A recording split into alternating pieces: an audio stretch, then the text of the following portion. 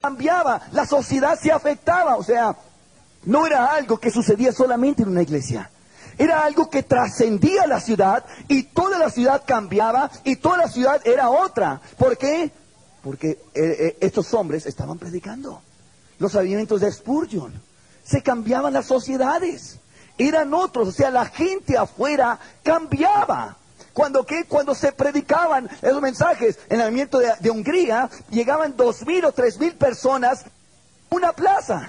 Y ahí estaban 2,000 o 3,000 sollozando y angustiadas. Y si le hubiera usted preguntado, ¿quién las convocó ahí? ¿Quién les dijo que se vinieran a la plaza? Le puede decir, no, nadie sabe. Fueron movidas por el Espíritu Santo, con una convicción profunda de pecado. Y estaban ahí en la plaza, ansiosos a ver si llegaba algún predicador que les hablaba de la palabra de Dios. ¿Qué es lo que vemos? Ellos sí cambiaron las sociedades. Ellos sirvieron conforme a la voluntad de Dios a su generación, y su generación sí cambió. Sus ciudades sí cambiaron, sus países sí cambiaron, fueron otros. Yo pregunto, ¿por qué hoy en día no estamos viendo esto? Ahora, la pregunta es esta: ¿qué mensaje predicaron esos hombres de Dios? Como Juan Wesley, como Charles Finney, como Jonathan Edwards, como Carlos Spurgeon. ¿Qué mensaje predicaron ellos que hacía que la gente cambiaba?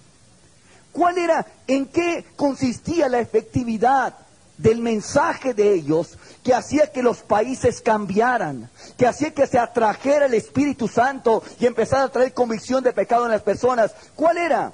Bueno, ellos solamente predicaron el mensaje que predicó Jesús.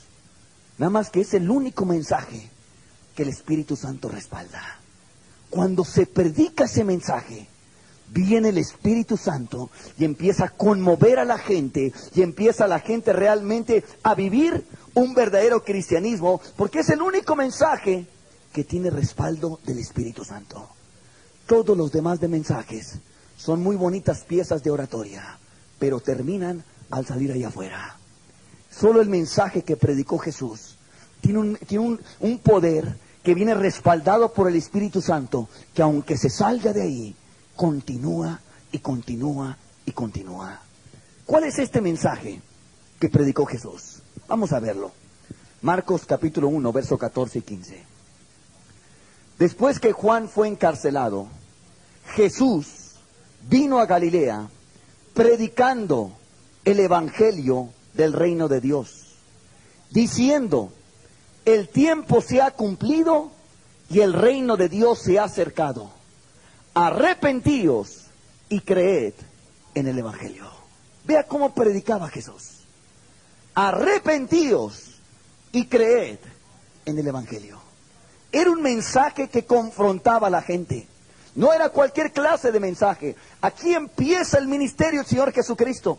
Vea cómo se predica el evangelio del reino de Dios. No era un mensaje liviano, no era un mensaje rebajado, era un mensaje que llamaba al arrepentimiento. Entraba llamando al arrepentimiento. No era un mensaje que llamaba: acéptenme a mí, acéptenme a mí. Él confrontaba las vidas de las personas. Arrepentíos y creed en el evangelio. El mensaje que preparó a la venida del Señor Jesús, Lucas 3:3, Juan el Bautista. Dice: y él fue por toda la región contigua al Jordán, predicando el bautismo del arrepentimiento para perdón de pecados. ¿Qué predicaba? Arrepentimiento para perdón de pecados. O sea, estos hombres de Dios sabían claramente lo que Dios quería.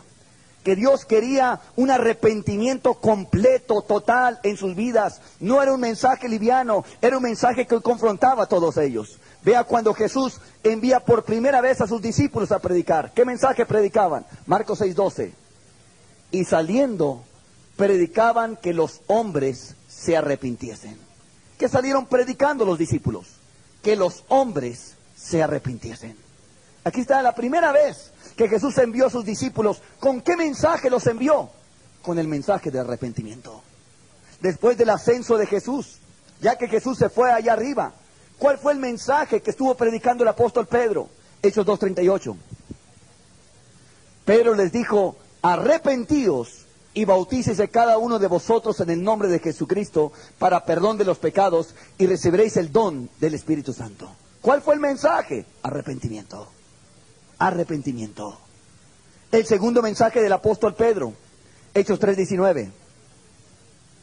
Así que arrepentíos y convertíos para que sean borrados vuestros pecados, para que vengan de la presencia del Señor tiempos de refrigerio. ¿Qué predicaba este santo apóstol?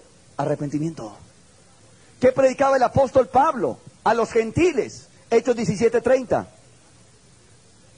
Pero Dios, aquí está predicando a los griegos en el Areópago, en Atenas. Pero Dios, habiendo pasado por alto los tiempos de esta ignorancia, o sea, acerca de la idolatría, ahora manda a todos los hombres en todo lugar que se arrepientan. ¿Qué les mandó? Dios manda a todos los hombres en todo lugar que se arrepientan. Y dice la razón: por cuanto ha establecido un día en el cual juzgará al mundo con justicia por aquel varón a quien designó, dando fe a todos con haberle levantado de los muertos. ¿Qué predicaba? Arrepentimiento. ¿Cómo él fundaba? ¿Cómo él testificaba donde quiera? Hechos 20:21. Testificando a judíos y a gentiles acerca del arrepentimiento para con Dios y de la fe en nuestro Señor Jesucristo. Dos cosas: arrepentimiento y luego fe en nuestro Señor Jesucristo. Hechos 26:20. Lo recibió por visión celestial, dice: por lo cual, oh rey Agripa, no fui rebelde a la visión celestial, sino ¿qué hizo? Sino que anuncié primeramente a los que están en Damasco y Jerusalén y por toda la tierra de Judea y a los gentiles. ¿Qué anunció? Que se arrepintiesen y se convirtiesen a Dios haciendo obras dignas de arrepentimiento. Vea, el mensaje que mandó Jesús era un mensaje de arrepentimiento. El mensaje que predicó Juan el Bautista, el mensaje que predicó el apóstol Pedro, el mensaje que predicó el apóstol Pablo, era el mensaje por excelencia que él mandó que se predicaban, y estos apóstoles fueron obedientes en predicar eso. ¿Por qué es necesario predicar arrepentimiento? Es condición para salvación. Sin arrepentimiento nadie se salva. Mateo 12:41 nos da un ejemplo de los de Nínive. Dice: los hombres de Nínive se levantarán en el juicio con esta generación y la condenarán, porque ellos se arrepintieron a la predicación de Jonás, y aquí más que Jonás en este lugar. Aquí está denunciando a un pueblo que sí aceptó a Jesús, pero nomás aceptó los milagros de Jesús, no aceptó el mensaje de arrepentimiento. Y entonces regresa a Jesús y le dice: mira, si aquellos hubieran hecho esos milagros, ¿cuánto hay que se hubieran arrepentido? Dice: los de Nínive te van a condenar a ti. ¿Por qué? Porque ellos sí se arrepintieron a la predicación de Jonás. Y ustedes, dice, uno más grande que Jonás está aquí.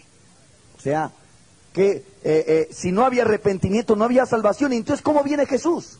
Con juicio, con juicio. Hechos 3:19.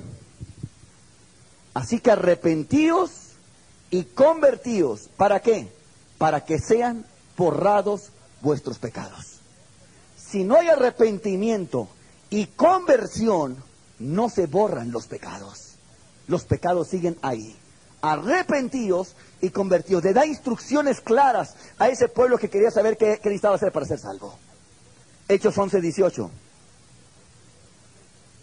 Entonces, oídas estas cosas, callaron y glorificaron a Dios, diciendo: de manera que también a los gentiles ha dado Dios arrepentimiento para vida. No hay vida eterna si no hay arrepentimiento. Tiene que haber arrepentimiento para que haya vida. Es condición para la salvación. Romanos 2, 4 y 5. Menosprecia las riquezas, bájale, de su benignidad, paciencia y longanimidad, ignorando que su benignidad te guía al arrepentimiento. Pero dice: pero por tu dureza y por tu corazón no arrepentido, atesoras para ti mismo ira para el día de la ira y de la revelación del justo juicio de Dios. Aquí está: por un corazón duro y un corazón no arrepentido, se atesora, se acumula para ti mismo ira para el día de la ira y de la revelación del justo juicio de Dios. Si no hay arrepentimiento, no hay salvación. Es más, ¿por qué más es básico el arrepentimiento? Es la base para la fe.